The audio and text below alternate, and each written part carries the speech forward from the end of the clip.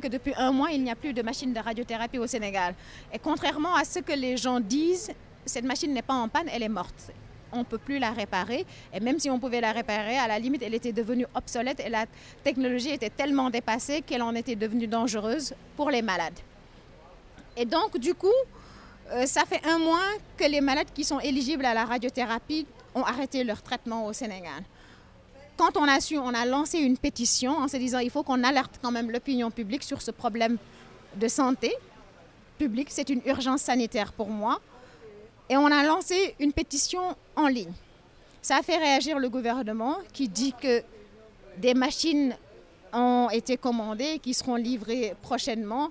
Mais ces machines, on ne les aura pas demain. En attendant que ces machines arrivent, qu'est-ce qu'on fait?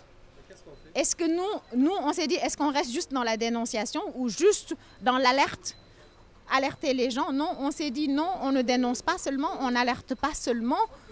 On s'est dit, il faut aller aussi dans une démarche citoyenne. Et cette démarche citoyenne, pour nous, consistait à aider à l'évacuation sanitaire des malades, parce qu'il faut savoir qu'il y a à peu près 60 personnes qui sont éligibles présentement à la radiothérapie au Sénégal, à raison de 3 millions de francs par malade, ce qui nous fait un total de 180 millions qu'il faut trouver pour évacuer ces malades, soit dans la sous-région, soit au Maghreb. Le gouvernement, là aussi, a dit qu'il allait évacuer les malades. Et on s'est dit quand même, nous, en tant que plateforme de femmes, on se mobilise avec cette campagne dénommée campagne Billets Verts. Chacune donne 5 000 francs pour aider à évacuer quelques malades.